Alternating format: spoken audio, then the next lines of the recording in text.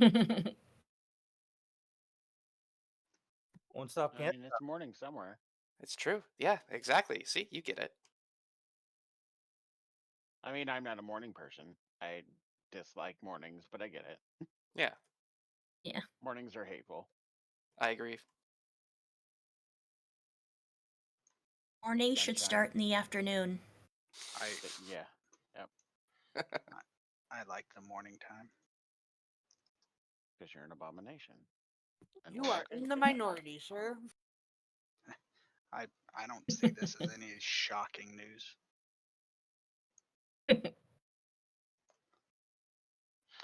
All right, so we're missing Tanner, which is his last week. We are gonna get started. Forgive the slightly late start. Today's the last day I hang out with the wife before I go to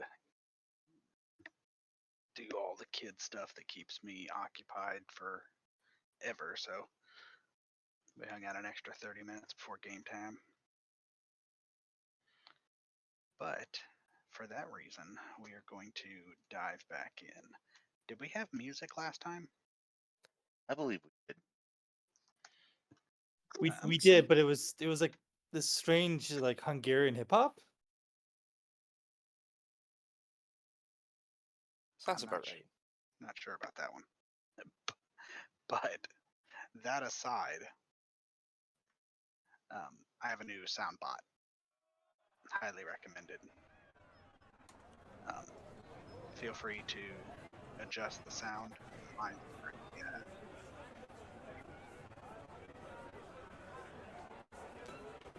Sounds a little choppy, but yeah, it's supposed to be choppy. It's moving through a city. There's others.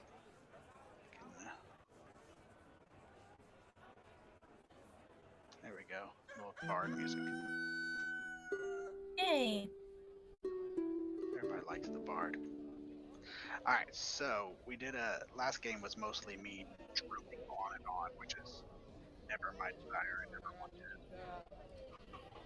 rarely talking as much as the players, but because of that, we don't need to do an ad nauseum recap, and we can dive right in. The only thing I don't recall is I shared last time, and it looks like I didn't. Hey, Tony, can you move the mic closer to your mouth or speak up or something? I've got you at 200 and can barely hear you. yeah, I've got you maxed out too. Mm-hmm. I can do that. There you Thank go, you. much better. Hey, Tony. My mic does bend in towards my mouth if I want it to, so that I can do for you. Alrighty, so what I didn't share last time because it didn't come up or I didn't finish it, I'm not gonna lie, I don't remember. But here we go. That is the firearms. This is a work in progress, but it is heavily thought about and heavily played with and tinkered with before you saw it. So if you have anything that you are unsure about, it doesn't make sense, and after we use it, you have something that you think will make it work a little better, let me know, and I will happily discuss it and see if we can find something. Uh, I know some of you were wanting to get firearms. You don't need to actually go through the process of saying, "Oh, I want to go out and fire." You can pick it up and buy it. I'm going to share these items. I don't know if they're shared or not, so I'm going to go ahead and share them so that you can buy them if you want to. Just pay the money, put it on your sheet. It would be something you could have done over your downtime activity. But a couple things of note is feats for loading. Firearm expert, I believe, is what we called it.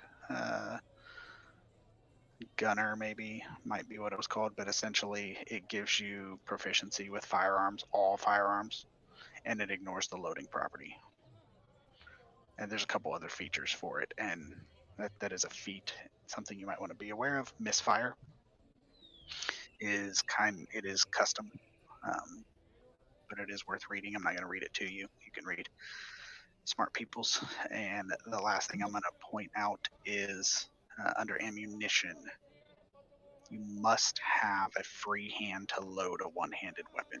Essentially, what that means is you cannot take two pistols, which are one-handed, or you can't take a pistol and a palm pistol, which are, again, both one-handed.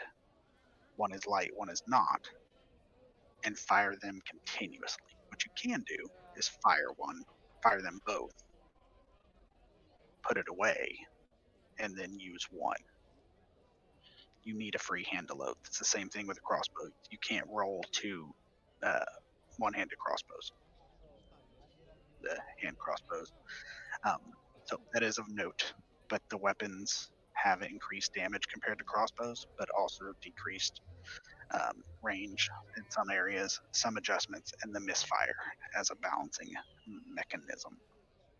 So that's all we're doing for that. I'm not going to use too much game time. Worth a read. Worth your time. You had been. We've been off for a bit. I didn't know that was see-through. There we go. Here we go. Here is the map that we are using. I have all the extensions shut off. We had some issues last time. I'm going to give it like another week before I turn the extensions back on because of the major update with 3D stuff. But you guys essentially were given a mission, a lead, as well as a substantial amount of information. So at that point, we're at the point where we ended the game. You guys had essentially been able to ask any questions you wanted, and an introduction had been set up between you and Mr. Sarlu. But before we do that, just in case somebody thought of a question that they wanted answered between the end of last game and this one, I am available to answer any questions you may or may not have. Or at least Ralstana is.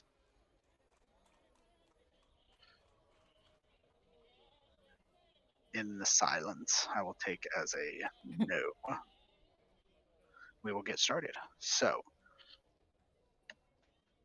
a quick, very quick overarching recap of the current thing you're working on.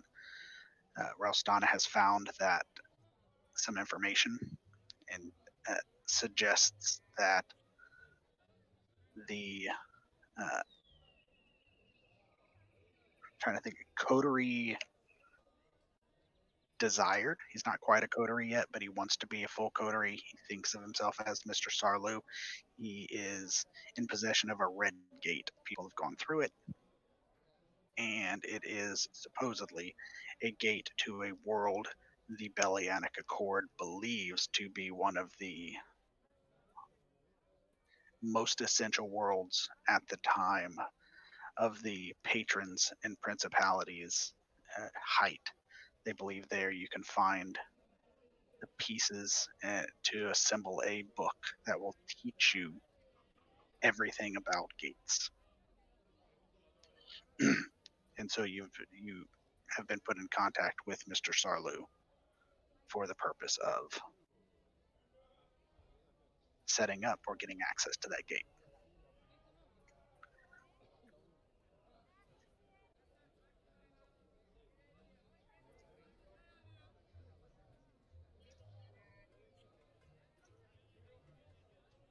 Mr. Surly. So is there, when you guys are ready, we can begin that. If you guys have anything you want to do, if you guys want to discuss that, just a reminder, the world of Writhes has been essentially disconnected for thousands of years, as far as they know. My misspelling aside, the Opus Eterna is essentially a how-to guide, but since this gate reopened, which previously led to Rise, they don't know if it still does because every person they send through doesn't come back. I got 2 questions. Shoot. One I might have just forgot from last week. This planet of Rise. What race predominantly originated there and lived there? No one knows. That's the thing, is the the vast majority of the species that are currently inhabiting Argosa and many of the other worlds connected by the gates were not at that time keeping records or in any way able to have documentation to tell the answers. And the majority of the patrons' documentation has either been destroyed or lost or is untranslatable as far as they are standing now. Okay. Um, And then, sorry, just my second question because it relates. Yeah. The previous people who've been sent through and have not returned, what race would they be? I mean, so we can keep an eye out for them, right? They have sent quite a few different people through. They've sent some spies that were humanoid in nature. They've sent people that are elven, dwarven, some of Ralstana's actual people, the Alani.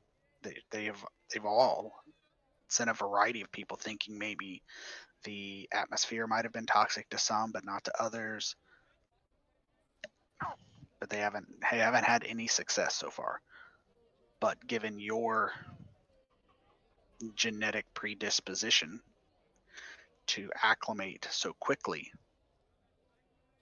due to your genetic patronage, they are kind of pinning their biggest hopes on you. And it's also the best lead they have to the strongest evidence and knowledge conglomeration regarding the gates.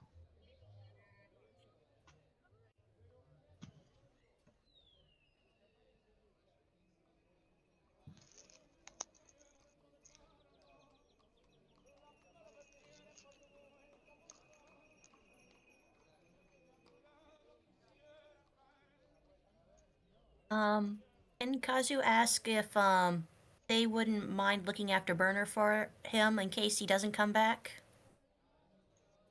Rostana will commit to keeping Burner safe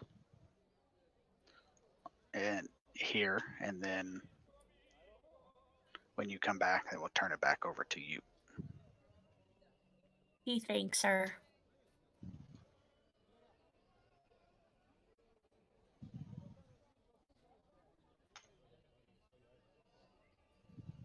All right.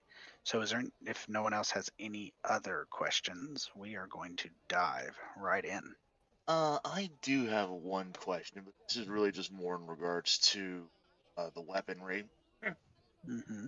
Would it be possible to infuse one of these firearms with my repeating shot infusion instead of the light crossbow I currently have?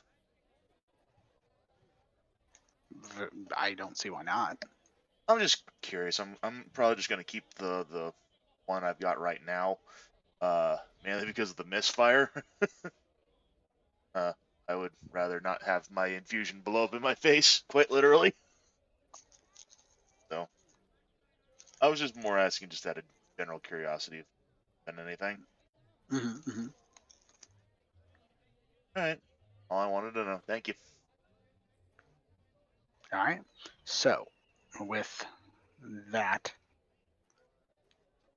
Hey Tony, I just sent you a message. The ammunition on that firearms thing doesn't load properly. That's how it looks. let me see what I can figure out for that. All the way up. Did I share the ammunition? Possibly not. Let me see. That would be because I didn't share the ammunition. How's that? I shared the weapons, not the ammo. Makes sense. So, in the light of the Argosa's three moons, you guys make your way towards the, I don't want to say not super nice areas of the city, but let's say the less affluent areas of the city, specifically in this area. way over here if you're zoomed out. And definitely some of the less affluent areas of the city as you move over. Many of the structures are kind of ramshackle, but there is a very large pale pink structure made of molded stone that sits incongruously among the broken rubble and burnout husks of nearby buildings that appear to have been at least Right. structurally sound at some point, but have since been damaged and rendered essentially uninhabitable. The building itself has very strange architecture amid the others, and the vibe you get is similar to that of a seashell, or at least ocean rocks affected by the ocean, as it is very curved. It seems to be as it would affect waves striking something repeatedly.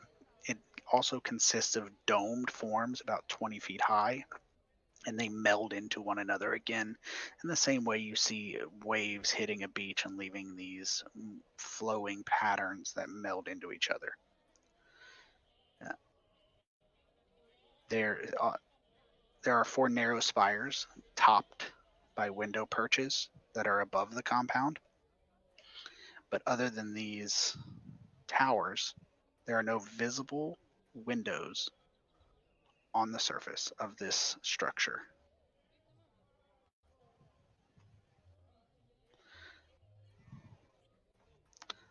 Now, the actual door is around the front. I just kind of dragged you guys and dropped you. I see the token differentiation there. Dude. 1 second here. Let me steal these. Dun, dun, dun, dun.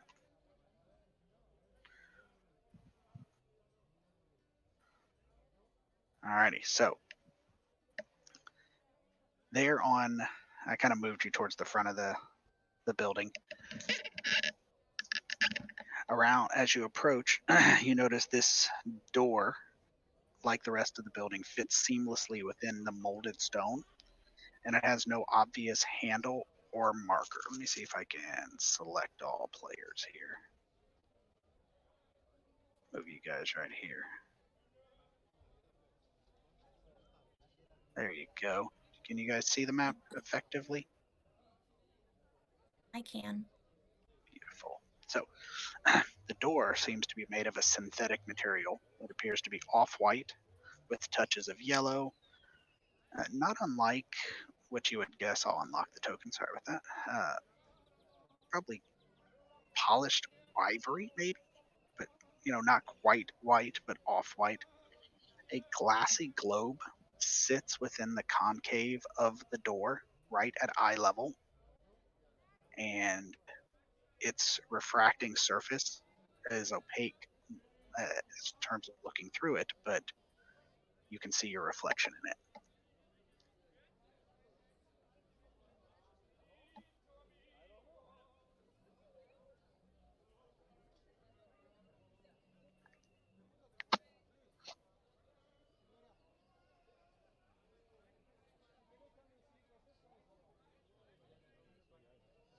Well, shall we go in?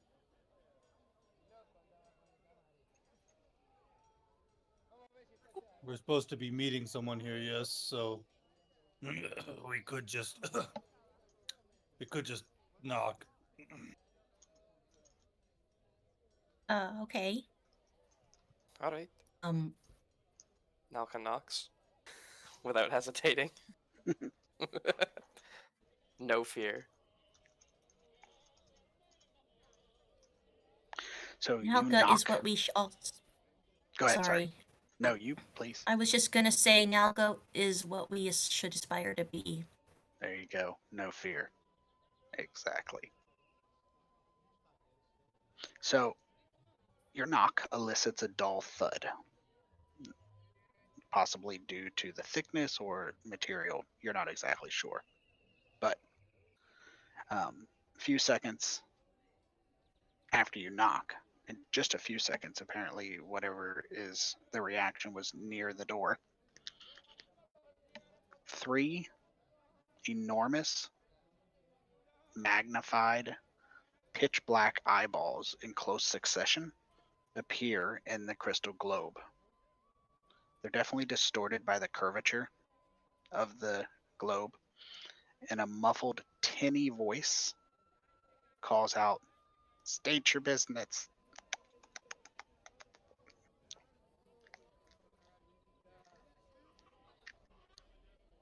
Well, we're here to see Sarlu. We have an appointment. And you are? We're Azu, Arthanis, and Elka. They're a group of adventurers who are just doing a job. Yes, that. Not very efficient, but okay. And the door slides to the side, revealing a strange, I gotta make it visible for you. There we go. Looking creature. He is not carrying that kick-ass looking sword. That is a lightsaber, sir. I copyright. It's a I class mean, saber of magical light beings. Photon blade.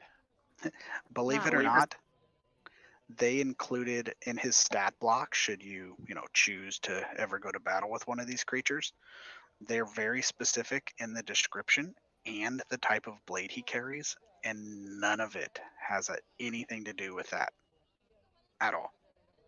I don't understand. I just don't understand. He has 2 sickles, no blade at all. So weird. So weird. But the 3D token does have the sickles.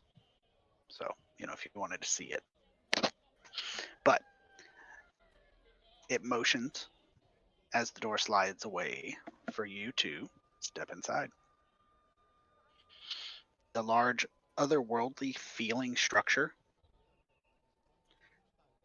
stands alone, is pretty unusual in its shape. And as you guys move in, you see again some oceanic styled sculptures along the walls of this circular chamber. It's painted in very subtle, soothing hues.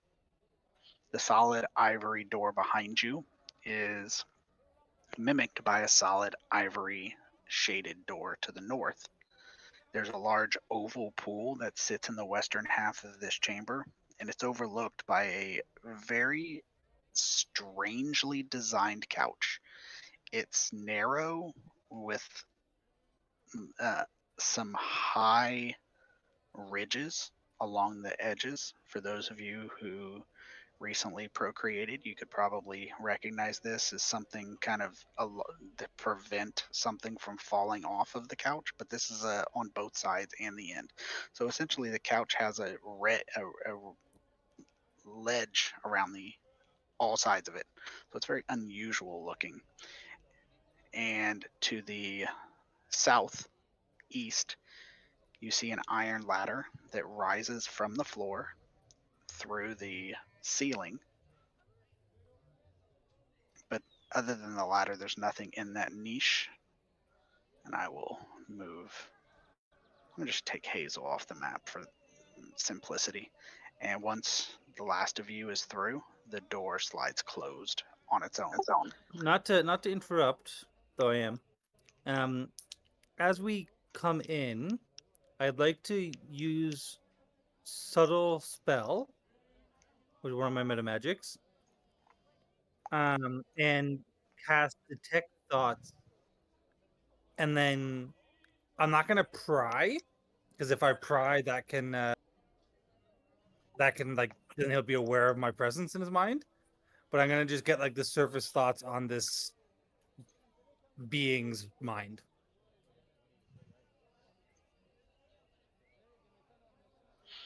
And there's no saving throw or anything for that. It's if I push deeper that he knows I'm in there and he gets to try and defend against it. Correct. So the surface thoughts specifically are more emotion. The thoughts he's having are an opportunity to solve problems.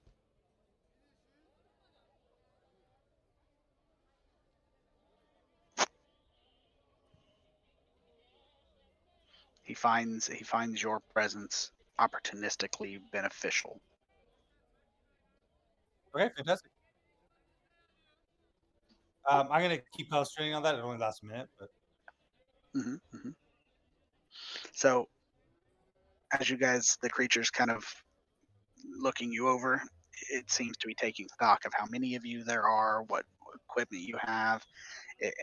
Very similar to as you would estimate a guard would be to make sure that you're not, assassins.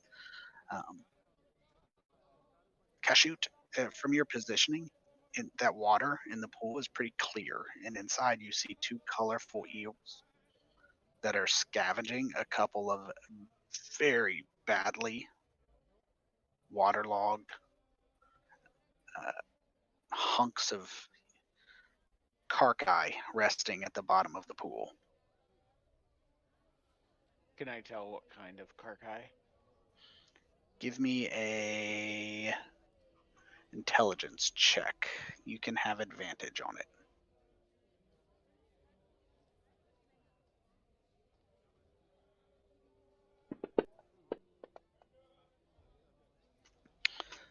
That is one way to start the game off. I would point out that is the opposite of how Eddie's rolls were going last night. It is. It is exactly opposite. I believe he did 5 rolls and all of them missed.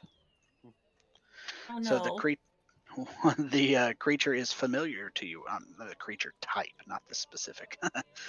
They are the. Bob. Oh my God, guys, it's Bob. It's Bob. He's such a good guy. Bob. The strange looking hyena style creatures that you recall meeting inside of the prison that you guys locked into a room.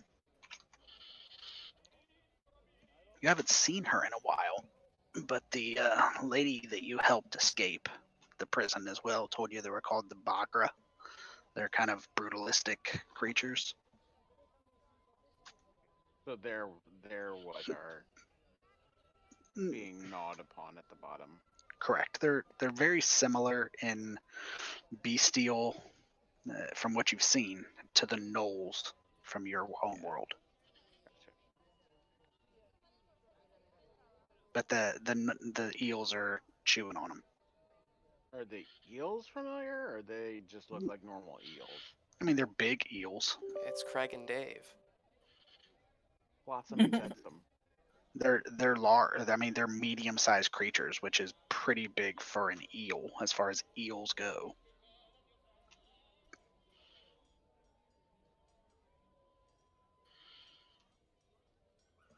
But Duly noted.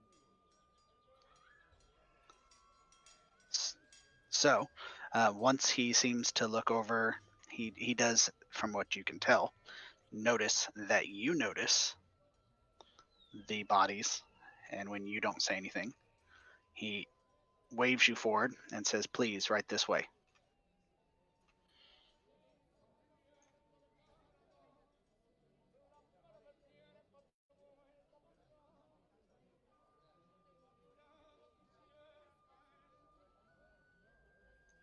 So, as you enter this room, the creature moves towards the door on the right. In this room, you find a large, very large, almost 30 feet wide by 15, 20 feet sized woven rug. The chamber is extremely comfortable. There are skylights above it in the massive dome, and there are a number of couches upholstered in what appear to be exotic materials. Some are obviously configured for physiques that don't match yours. Creatures with multiple legs, like this creature in front of you. There are couches that are made for your physique. There are also painted sculptures that reside throughout the room, and ivory doors exiting to the left and the right and the top. But the creature directs all of you to find a chair and asks if you have any needs that need to be met before your appointment.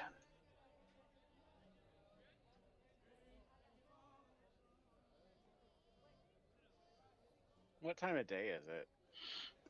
I'm working on the assumption you guys took something similar to a long rest, so I'd say probably early morning.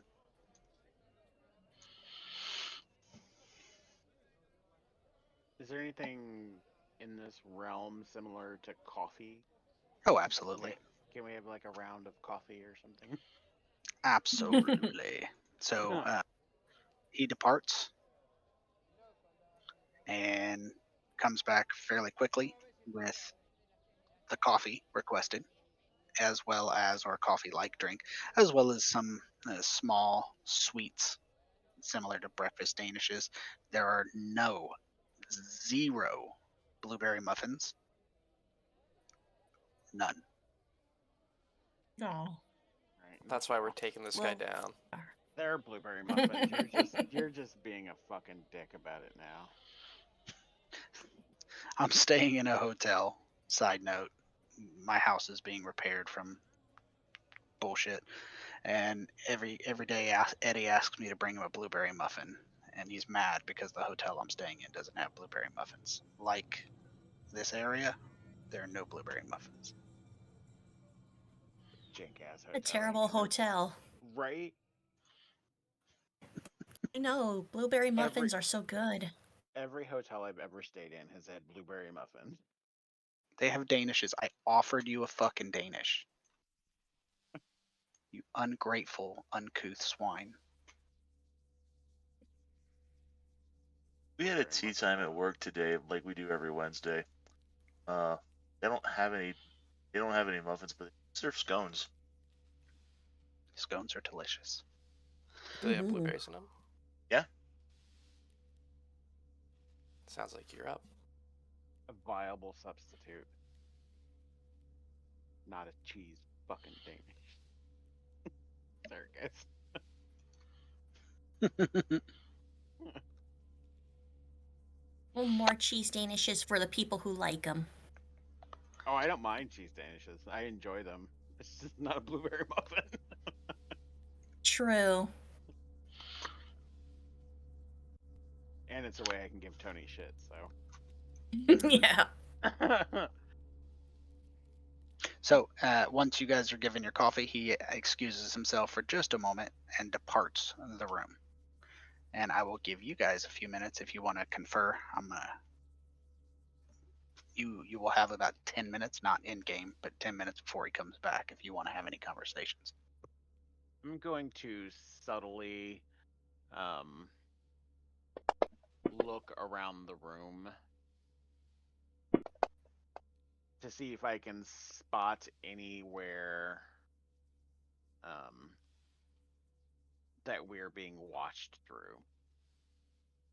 Okay. I see the stealth check. Is that so? That's for the subtlety. Yes. Okay. You look around the room. Is there anybody else wants to do anything in the interim? Azu is disappointed there aren't any blueberry muffins. It's a consistent and thematic thing. Like others, Kazu will survive. I would reach over and pat him on the back, but I'm sitting all the way across the room here. So Okay, he will eat a cheese Danish. there is no. It doesn't appear, as far as you can tell, Kashoot, that you are being watched from this area. Kashoot will kind of lean in towards the group. Do you remember those weird hyena type creatures that we saw in the prison? Yes. There were a couple of them in the bottom of that pool there, feeding in the front room being eaten by some eels, giant eels, rather. Kazu spits out the cheese Danish. And he looks like he's going to be sick.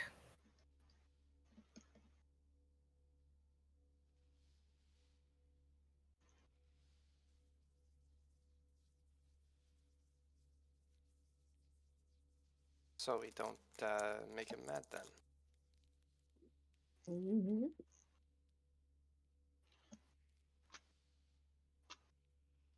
So after a short time, 10 minutes, you've had a chance to eat and drink and see if you were being spied upon. The strange creature comes back. The creature makes a motion for you to finish your drink and motions you forward into the room.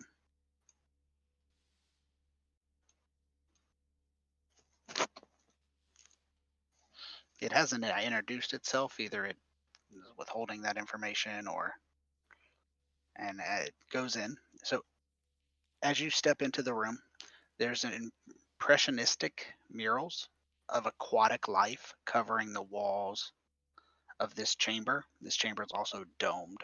The eastern half of the room, and a good deal of the north, holds a massively large pool filled with green water. Unlike the pool in the other room, this pool is murky and opaque. The depths are completely obscured. The overhead skylights, like those in the hall you just left, allow natural light from the moons and sun of Argosa. To the south, you see a fairly odd mechanical device that includes a tangled collection of copper-colored barrels and snaking tubes of silver and pumping bladders. There's steam escaping through a number of valves. So it's unusual that the room is simultaneously serene in design, but it also has this mechanical thing running and some hum in the background that leads you to believe it is doing something, but you don't know exactly what. 3 of the tubes from that machine enter the water of the pool closest to it. That would be fairly close there to Arthanis. So essentially, they're tubes that reach like that, just in the opposite direction. There are bubbles dancing on the surface of the water around the tubes where they're entering the water, and they just they're flexible tubes. They just go right over the surface and down into the water. There's a few painted abstract sculptures that sit against some of the walls along with a large aquarium that you see just south of Kazu on wheels. It is filled with greenish water, very similar to the water in that massive pool. This is more translucent because it is a smaller amount of water. The flooring is very richly tiled, and the whole room is humid and warm. There are a number of kind of folding chairs sitting around the edge of the pool, specifically around that curved area. Let me use this pink. Where's the pink? Some chairs in this area right in here. I like the pink.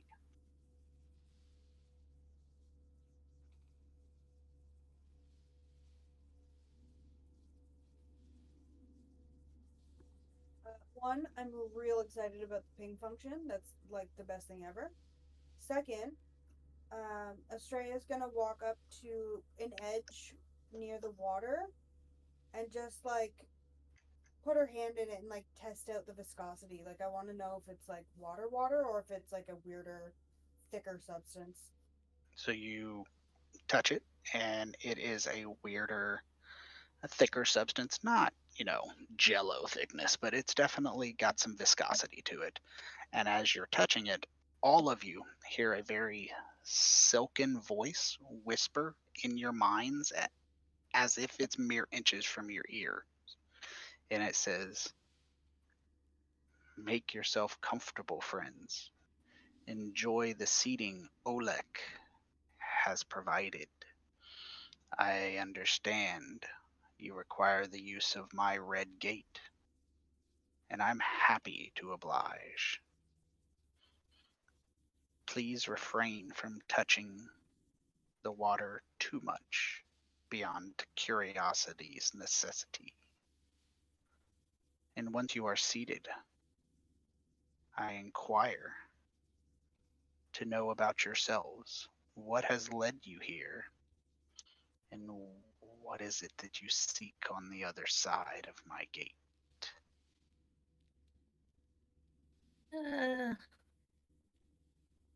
Early creeped out. Shikazu's just gonna sit down.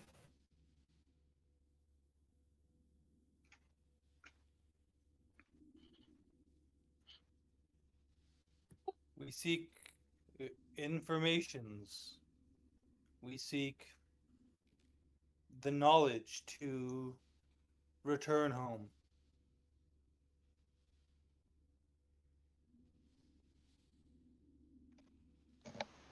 Where is home?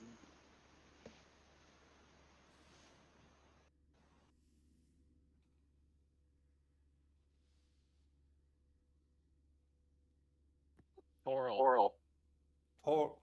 Yeah, we call it Toral. I'm not sure what people around here would call it. What story do you have to tell that brought you to my seek my gate?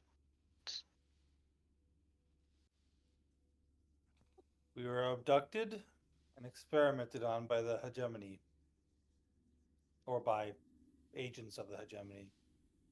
And upon being released, we find ourselves stuck on an unfamiliar planet. But we have come across opportunity via previous knowledge, such as that of your red gate.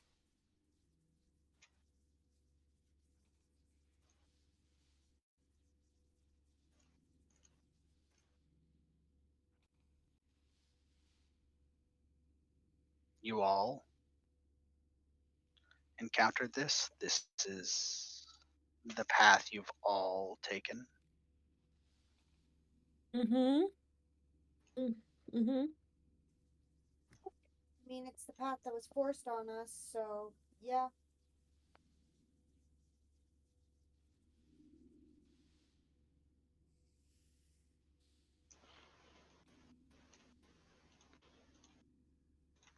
He, it, the voice says in your heads, "I appreciate your candor.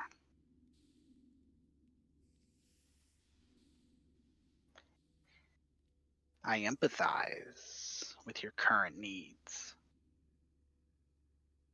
However, before granting you access to my red gate, I do require something of an equitable exchange of services.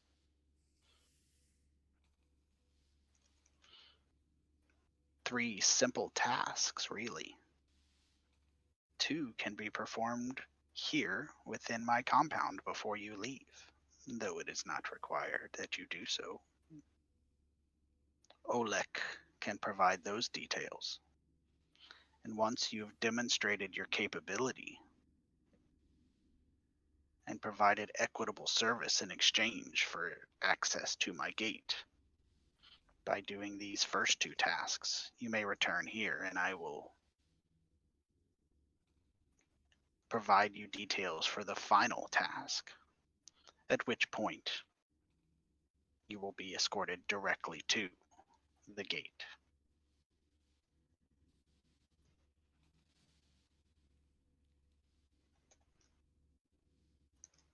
as you have entered our mind, I would speak on behalf of the group, and they can interject if I am wrong. I believe we're interested, but as you have entered our minds for this conversation, would you be opposed to me further reaching inside of your mind in order to better glimpse what we discuss?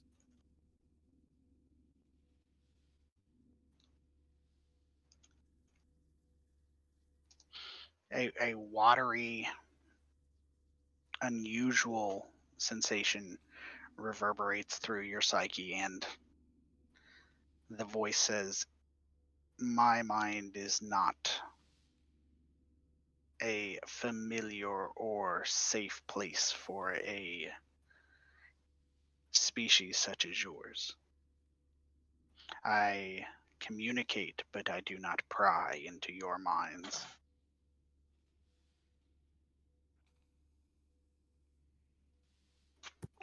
Do you find this offer to be acceptable?"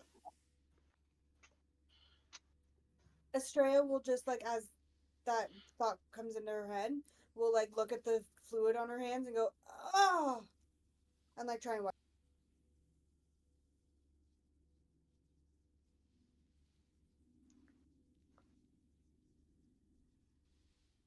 Suppose you should tell us of these jobs. The voice doesn't respond, and from your right, the strange looking multi tentacled creature with its size at its on its hip says please. It makes a motion as the door behind Cashew slides open. And he says, "Please exit into the guest chambers and make yourself comfortable again, and I will provide you details for the tasks Mr. Sarlu has for you." Good to me.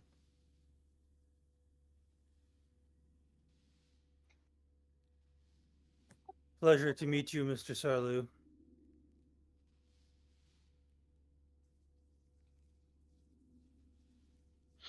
The Olek, as it's exiting, the door closes, and from somewhere on one of its pouches, it pulls a absorbent material towelette and hands it over to Estrella.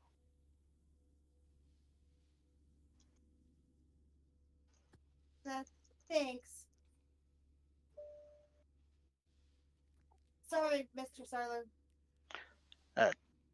Hazel's here. I just deleted his token so I didn't have to keep up with it, to be honest. I know. I just couldn't help but point that out.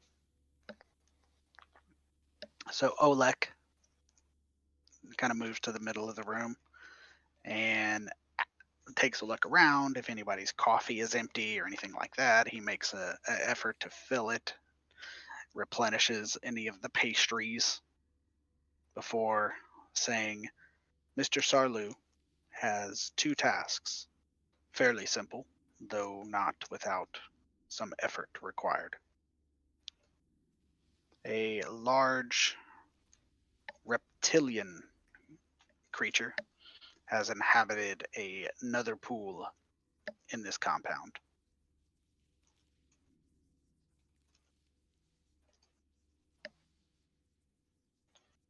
It is hostile and aggressive. Unfortunately, it is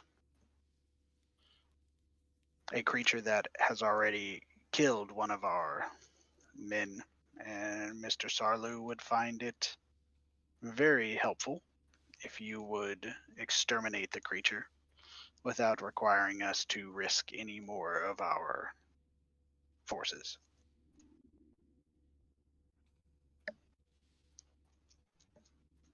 It makes a motion towards the door to the west. And you notice it has a small blinking red light on it. He says, "The pool is through there. The creature is ready for whatever fate you would bestow upon it."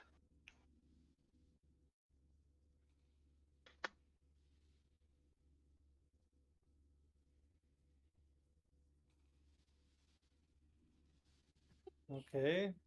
Okay, task 1, kill a creature. What's the second?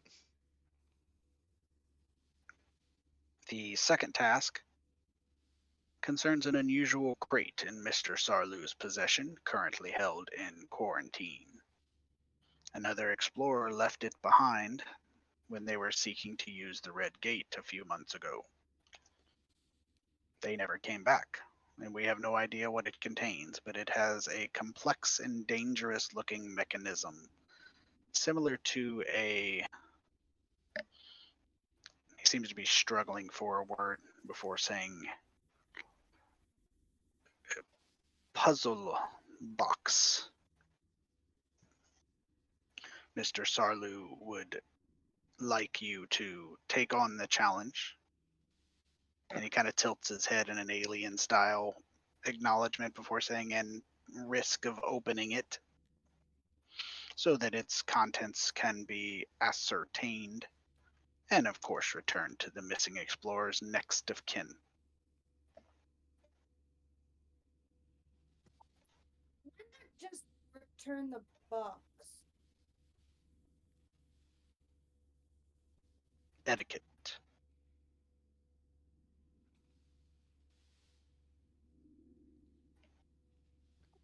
Indeed. Okay. Shall we start with the creature? Kazu nods, his mouth full of pastries that he stuffed into his mouth. I would note that the creature may not be deserving of possible suffering we could bring upon it. Is anyone opposed to attempting to deal with the creature, communicate with it before we resort to violence? Mm-hmm.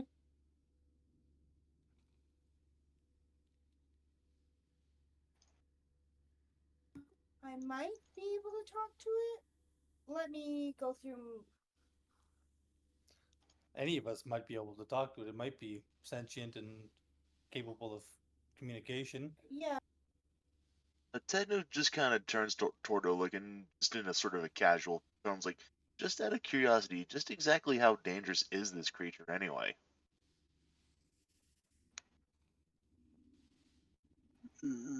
I don't.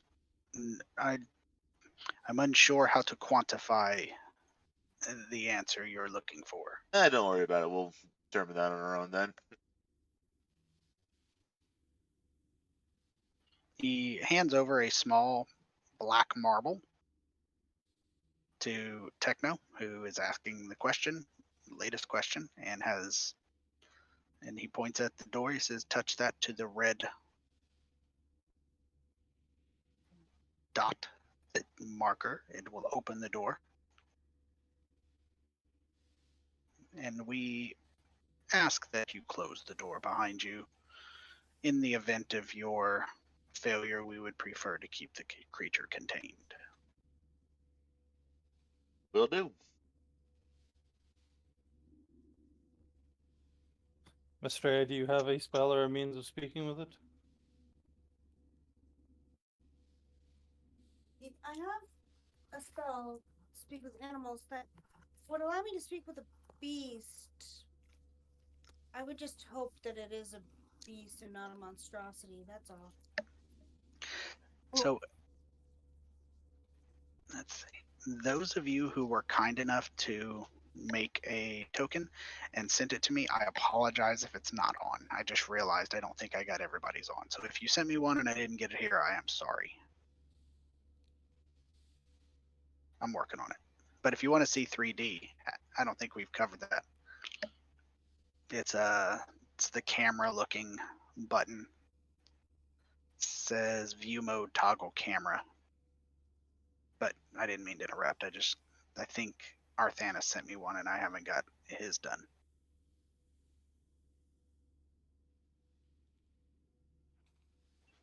Kazu lifts one of the pastries. We could try offering some of these.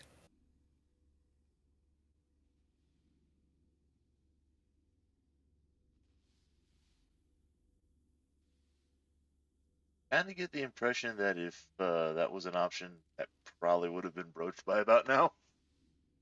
Well, I mean, No. we could try.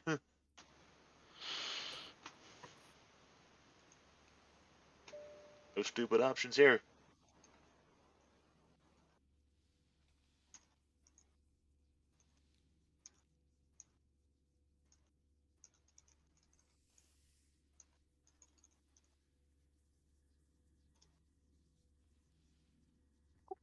So do we go in and attempt this? Why not? Remember, communication first, and if it is hostile towards us and we can't dissuade it, then we do what, of course, we must.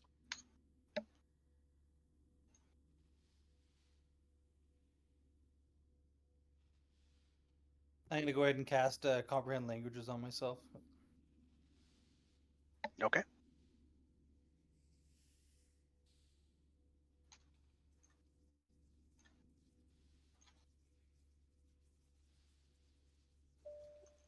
Nalka, if you could perhaps lead the way. All right. I don't think I'd be quite useful leading the way anymore. If you can tell by my new demeanor. Yes, you do seem quite frail. Yes. Wow. So They calls it like they sees it. Nalka fetches the bauble from whoever has it presently. That would be me. I'll go ahead and I'll hand it on over. All right. And they press it against the. It's on the left or right. it's on the right. Oops, Tony, can you get rid of that? I was about to say, help. I'm afraid of the I'm dark. blind. What just happened? Uh, I clicked Cast darkness darkness. on myself. Ah! I cast magic Wow. missile at the darkness. Give me a second. I wasn't ready. I was on a different map. Let's see. Darkness effect. Double darkness. Yeah. I thought if I clicked it again, it would go away. No, it just doubled it. hallelujah! I can see again. So much darkness. It's twice as dark as it was.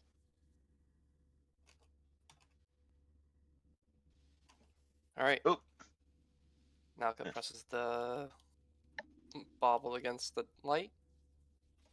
Presumably Alright. the door. Shroop. It's the wrong door, but Ah, see, I said, is it the left door? And I was told it was right. I guess That's my reading comprehension failed critically.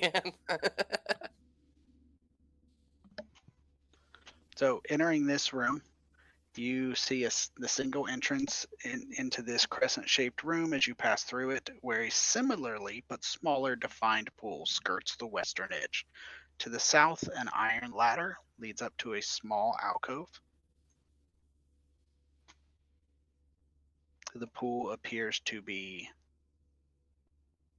quite deep.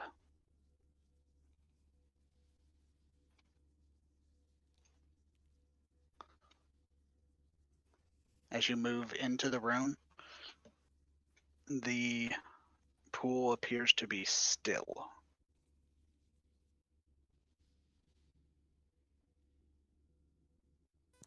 Is the water clear or is it like too deep to see anything?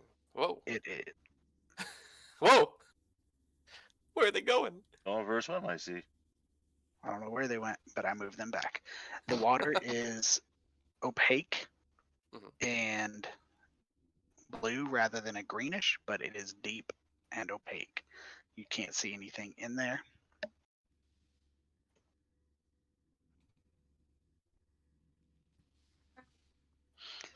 Techno? Yep. A tentacle reaches forward and nudges you towards the door. Boom! It's shoved right through it. And you hear the door slide closed behind you.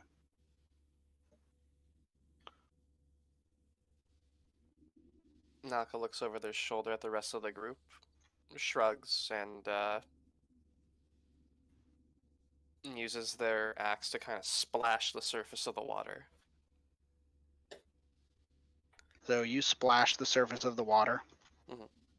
and as you do, you see that the water ripples for a few seconds before a shadow starts to rise to the surface. Oh, that's good. Kazu will throw a pastry at the shadow. We'll consider that a hostile act. Go ahead and roll initiative. Oh no. Oh, He messed up. It's okay. Naka was really not ready for something to actually happen. Oh my god, guys, there's something in there. Can you believe that? That's crazy. Damn, that's crazy.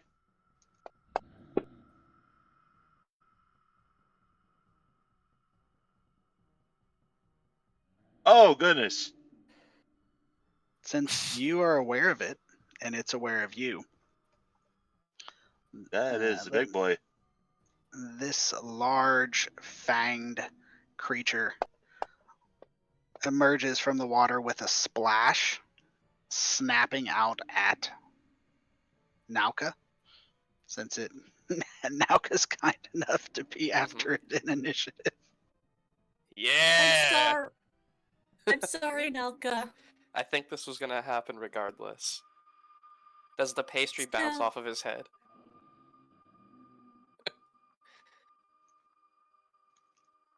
The pastry lands near it, but doesn't distract it.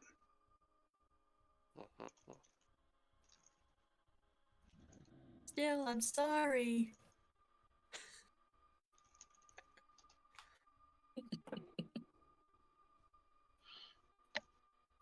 All right. Kashoot, I know that you're probably just getting things settled for the firearms, but when you are ready. By the way, how many of those pastries does Kazu have anyway? He stuffed 3 at a time in his mouth, and then he grabbed a couple. Alright, cool. Does 1d4 cheese Danish damage. He really My likes weakness. sweets.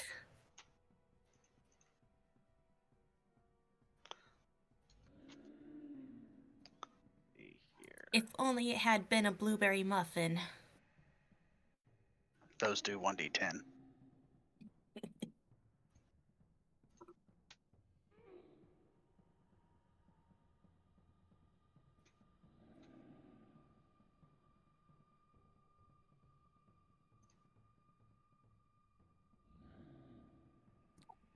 I know it's Cash's turn, but can I use my my reaction, my bonus action or interaction, whatever you want to call it, to just shout out, "Don't do anything yet." Yes, that is a free action, actually. Okay. So you can call out in small amounts of communication. Don't take actions. Why? I'm gonna try and convince it that we don't mean it any harm. Talk to it, not me.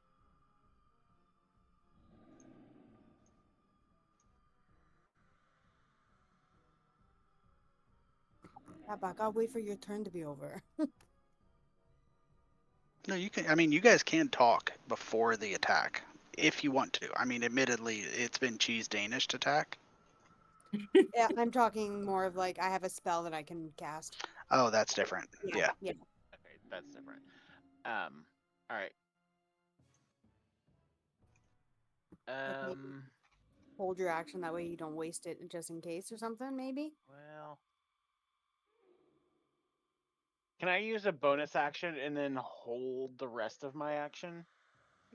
Specifically, what are you wanting to do? So I want to use a bonus action to use steady aim that gives me advantage on an attack roll on the current turn. But I want to hold an action to fire if it does something hostile. Yes. So that is, you can take a bonus action and a move on your turn. Not that you want to, but you could, and then use your action on your turn to take a readied action. Okay, so I'm going to use my bonus action to do steady aim to gain advantage on the attack roll for the readied action if it does something hostile. Fair. And then that's all I'm going to do.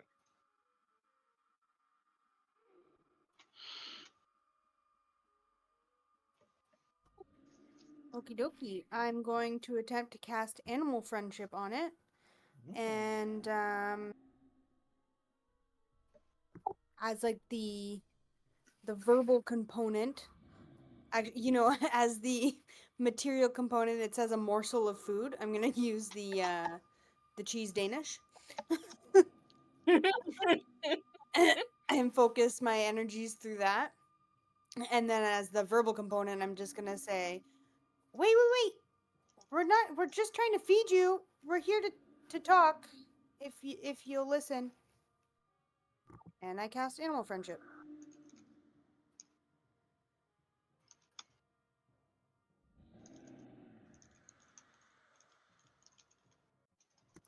Now So it does say, hold on, sorry. It does say, I did not realize it. Choose a beast that you can see within range. It must see and hear you.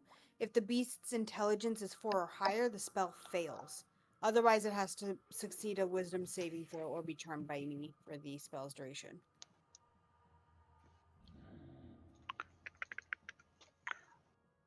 so its intelligence is not 4 or higher, so you're good there. Baller. Now it does get a wisdom saving throw. You can drag and drop it if you have it, and we're going to find out if he can be friends. So Ah. you, Yay. so for the spell's duration, which is 24 hours, the creature is essentially charmed. It views you as a friend. It growls, but it is definitely simmering down almost right away. And it turns its head slightly and snaps up the cheese Danish. Nice. Okay. And I'll like settle into the like feeling of how the magic like has settled into it. And then I'll tell the rest of the group like, okay, it's worked. He's not gonna attack us. He thinks we're friends. Well, do we want to? What do we want to say at this point? Well, Can we take him with us?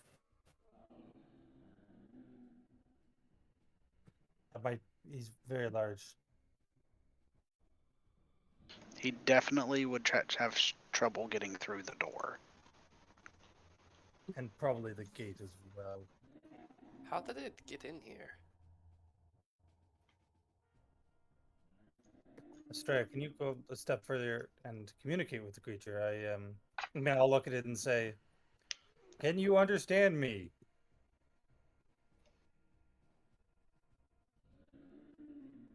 The creature does not answer. And obviously, because I comprehend languages, but like whatever growling or whatever noise it's making, I can't hear or whatever. Yeah, it's not a language. It was disgruntled. Okay. So I'll step forward and I'll just go. How did you get in here? And like I'll put my hand out towards it. Like as if to try and like rub its nose or something. It allows you to rub its nose, but it doesn't seem to have the intelligence required for verbal communication that you're attempting. Okay.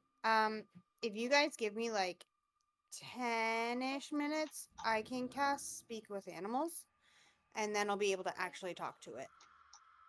Okay. So I will sit down near the water and just pat its nose while I cast the spell, and that I'll use that as like a focus.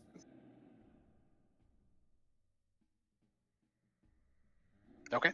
So you cast ritually, the spell Speak with Animals, and then you are able to communicate with this creature. Okay.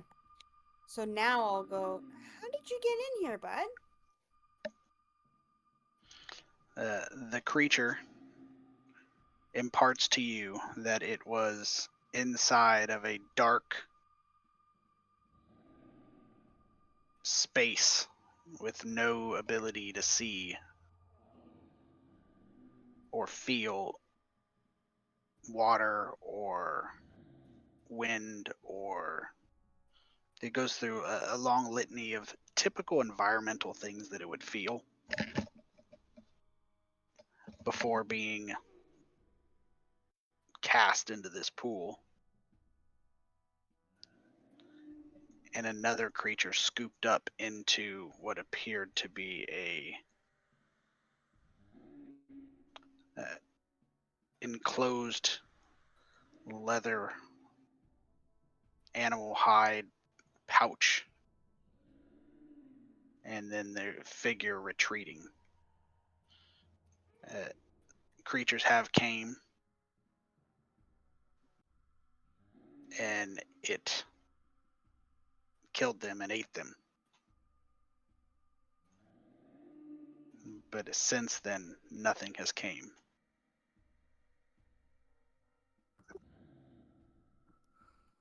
You must be very confused, very lonely, very angry. Probably more than a little hungry too. Mm-hmm.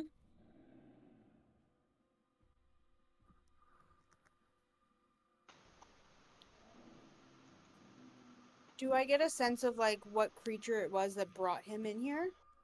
You do not.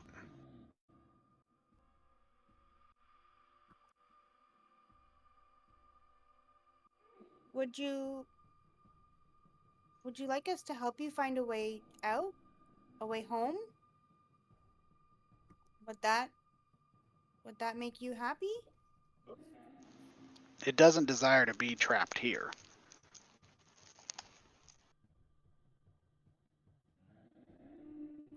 Okay.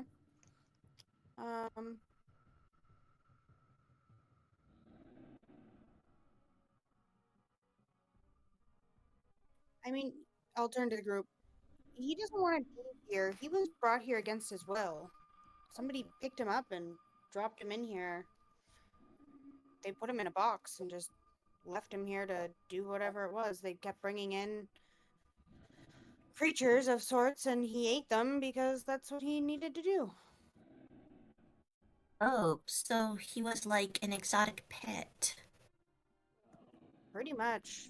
Not much And unlike us. now the creatures have stopped coming, so I think they've stopped feeding him. Well, then we should get him out. I'm gonna create a telepathic link with with Kashoot, which I can do as a class ability. And then Kashoot, you would just hear in your head, remain calm. Simply Arthanis talking in your brain. Remain calm, I'm inside of you. Please subtly observe the room.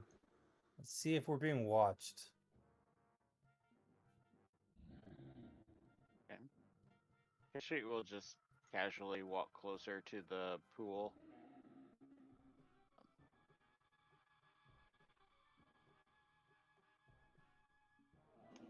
Okay. And attempt to stealthily observe the room. I'm going to use an inspiration on that perception. Okay. There we go. Nice. That's what I'm talking about. The room seems fairly weird. There's some people like feeding cheese danishes to bloodthirsty reptiles, but that aside, the only thing of note is A couple observations, some that you should obviously have picked up on by now. This pool's too big or too small for this size of a creature, obviously. So the pool was not designed for this creature. But there's also some weapon, metal, armor, shards in here, some leather from armor, some metal from armor, some weapon hilts, broken wood, things of that nature floating in the pool. Some of it's sank to the edges, but that's something you notice once you get over here is there's remnants of whatever it ate here and there. Mm-hmm. But other than that, doesn't seem to be anything like any concerning or anything like that. Kashyyyk will just reply back in her mind, thinking, I don't notice anyone watching us or observing us in any way. Nothing concerning aside from the giant lizard in front of us, of course. And the remains of its possible previous dinners floating in the pool. I'll say aloud then, if we are seemingly alone and not being observed, so my first thought was maybe this is some type of gladiatorial pit where they bring in creatures to fight, and this happens to be the current reigning champion. But if that's not the case, because it's not being observed, I just wonder if it's like a zoo. But now they're not happy with their current inhabitant. I'm thinking more along the lines of somebody was disposing of other creatures. Are you trying to say that they're attempting to dispose of us right now in the same fashion?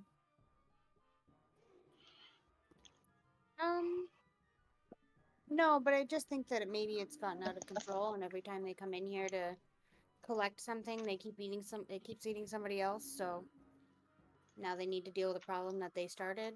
Now, or it was never their creation or purpose in the first place, and it's their mess that they have a new mess that they have to clean up after somebody else. Who knows? Or perhaps it is a one of his enemies put it here somehow. The Godlings aren't happy with Mr. Sarlu. No, apparently not. We've seen a gate before, right? Or I guess two technically. You have. Were they basically identical or like same dimensions and whatnot? Somewhat. I mean, they were fairly similar. Like, could we assume that all gates are roughly the same size? So this red gate would be roughly the same size as the one that we came through? Roughly, yes. And based on that knowledge, do we think this creature could fit through it? Yes. So, do we offer to take the creature off their hands? They wanted us to get rid of it. I think they meant kill it, but we could just offer to take it off their hands and have it come through the gate with us.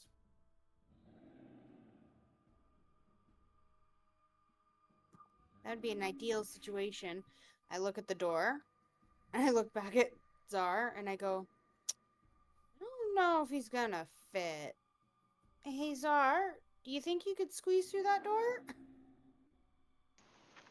It is willing to follow you through.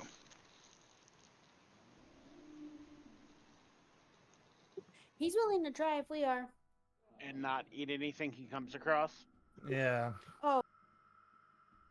Hey, Czar, buddy, we can give you more Danishes, but you can't eat anybody. Okay? Otherwise, they're gonna make us kill you, and I don't want to do that. It wants to know where it's going. Like it's following you to where? Freedom. Out of here. Hopefully somewhere better. Roll a persuasion check. You get advantage for the charm. We are going to lead you to freedom. Freedom from this existence. Ah, slash.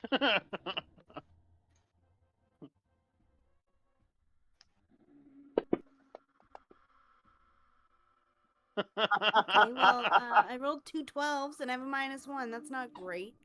Wait, mean- do I have? Fucking, hold on. Do I have inspiration? I think I have 2. I'm gonna use one. I'm gonna use it. We'll give her assistance. Power of friendship. I already have advantage. Oh, fuck. Right. Can't give you double advantage. Wow. I love how you rolled even worse on the inspiration. What the fuck is that? Luckily for you, the creature is at the moment willing and very unhappy in this location, so it is going to follow you out. Okie dokie.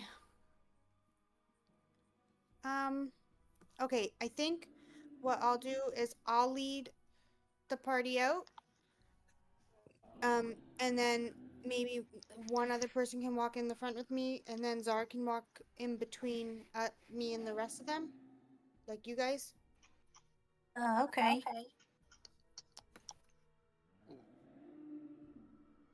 Yeah, okay. I will accompany you and attempt to assure our host that this is the best course of action.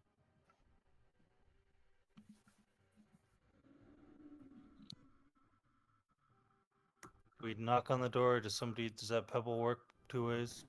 It does not. You're locked in. But as you knock on the door slides down, and Olek is on the other side.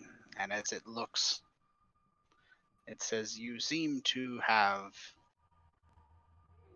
not understood the assignment." He points at the creature. He says, "That is the creature that needs to be Removed. dealt with." Oh, we Indeed, understood it just fine, and we're going to remove it, just probably not the way you anticipated us. And I'm gonna put my hand on Zar's nose again, and just be like, we can just take him and put him somewhere else. That way, he's not a problem for you. And frankly, he's really cool. So I'm not really happy like disposing of him. So we're gonna help him and help you. the creature is confused. The Olek, the tentacled creature, he isn't quite sure what's going on. It definitely didn't expect this as the resolution. But you also have a massive reptilian vicious creature. Dino just kind of like strides out in a sort of like a confident way. He just kind of like comes over, like throws an arm around Oleg's shoulders and kind of like turns him around and walks him away. Hey, look, just between us, got this handled. He catches your hand with one of his many tentacles before it gets to him. He says, "No." And Dino just kind of holds up his arms and is just kind of like up to his shoulders, like, hey, that's fine. He just kind of like gestures with his arms, like, hey, don't worry about him. We got it handled. Trust us. Techno claps his hands and says, by the way, you said you have something else in regards to like a puzzle box you want us to look at. Can I go ahead and take a look at that for you? He kind of backs up. He says, "What? One assignment at a time. If you would remove that creature. And by doing so, you do understand that you assume all responsibility for it once it leaves our compound." Indeed, our plan is to send it through the gate. No. If you are taking it out of the compound instead of eliminating it, it needs to leave the compound forthwith. Right, but that would work through the gate, would it not? Yeah, we're gonna take planet or Yeah, area. yeah, that's not an option. They want it either killed or removed now. If you want to go ahead and take it out of the compound and do whatever it is you want to do with it, Okay. But we can't bring it back to take it through the gate. Is what he's saying. that is correct. Once you leave, it isn't coming back, and neither are you with it. Okay. So we might need like a couple hours to get this figured out, but I'm definitely not again disposing of anyone. Yo, can we call a group huddle here for a second?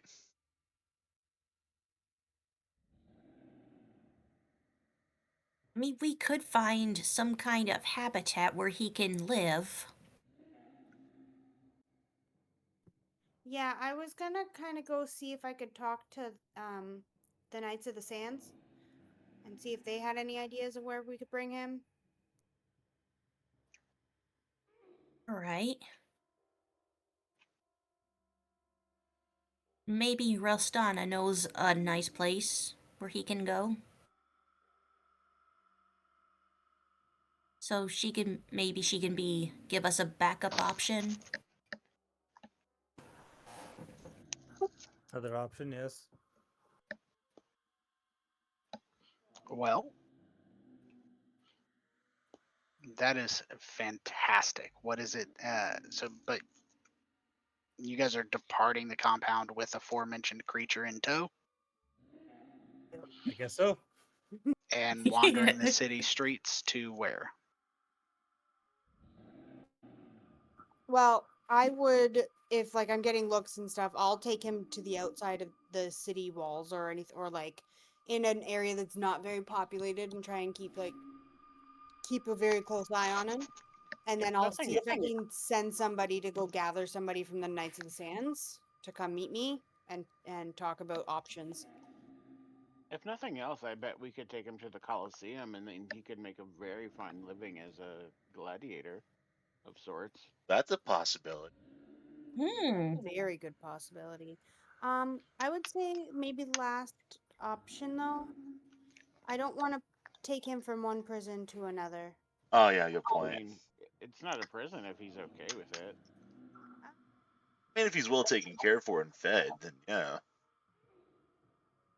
I mean, yes, but and then at what point does it become, they kill him and that's Right back to square one there. And of course, euthanasia is another option.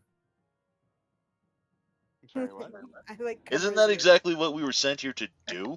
Yes. Yes, but Yes. now that we've fully thought out the process, and if the only other option is that he'll be brutally killed in some other scenario, And that's why Knights of the Sands. we could talk to the Knights of the Sands, yes. Or actually, I don't know if we could. I don't know if they're available.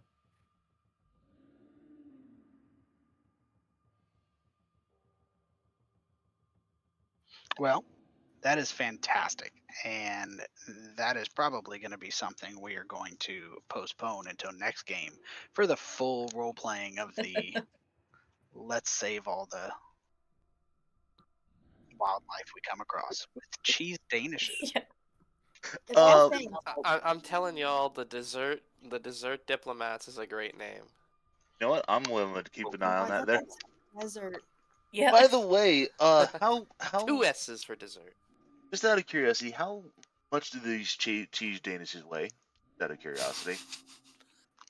You know, I'm not really going to put a weight on it. You can have as many cheese danishes as you want up to the five that are left. The only reason I asked is because if we had gone into combat with this thing, I would have yelled for Kazi to throw me a Danish, and I would have used catapult with it. I mean, there you go. 3d8 bludgeoning damage on a Danish is probably one of the most humiliating ways you can get some damage in on someone. Uh-huh. I can't wait to tell Tanner that we have a ginormous crocodile lizard creature with us. I think Hazel is Yes. gonna be very scared of this. as soon as Oh, we- Hazel's gonna be. Oh, he's probably shitting himself already, just in character. But the Where best are the part is tentacles that like located? Estrella just keeps looking over at Hazel and like big wide smile and be like, yeah, we're gonna save him. And like reassuring Hazel, like, it's okay, come pet him. We can all be friends. And not to mitigate too much, but like another option is that like we just like fucking kill the guy who lives here and like have the crocodile help us and take the gate. Can we just like put just a harness and a saddle on him and just ride him into battle? I'm just curious, like what happens if like we like get that door open and then we send the crocodile into that water or person or Creature. It's why I Yeah, what whispered to if- the rest of the group, like, so just letting this thing rampage through this is just kind of off the table, right? Because I'm totally okay with letting him do that. What if the water is Mr. Sarlu? Oh, it 100% is. 100%.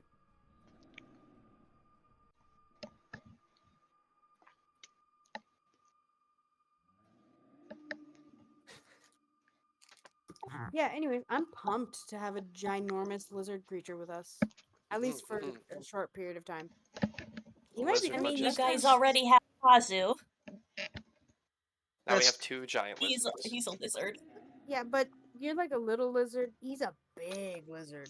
I mean, to be fair, Kazu is 6 feet tall, so. Oh damn! I thought he was like 5 feet. I mean, I thought he No. was. I thought he was kind of like kobold size too, until like Jess assured me, like, yeah, no, he's like 6 feet tall. I'm like, oh, okay. Yeah, tall bean. It's too bad none of us are level 5. We could probably just like use reduce and enlarge on this guy, and just kind of like grow and shrink him as necessary. Oh well. Well, there you go. And we will see next week what happens with this simple assassination mission gone horribly right or wrong, depending on your perspective. And we will let Hazel know what Estrella has gotten everyone into. You guys have a great week. I'm the loose cannon. GG everyone. GG. Funny because it's true. All right, take care, y'all. Later. Bye bye. I'll shut the music off in a minute. I'm plugging my cell phone in. All right. Oh, fuck. I'm old. As are we We're all. all old. I don't think we have a single member of this group that's under 30. I thought most of y'all were youngins. Oh. Oh, I'm 37. 36. Oh. I know who's not under 30. You? Me. Yep. Alrighty. Rawr. Oh, I just love some of these pictures here in the Discord. He's angry. I'm gonna touch it. That's great. I love it. Alrighty.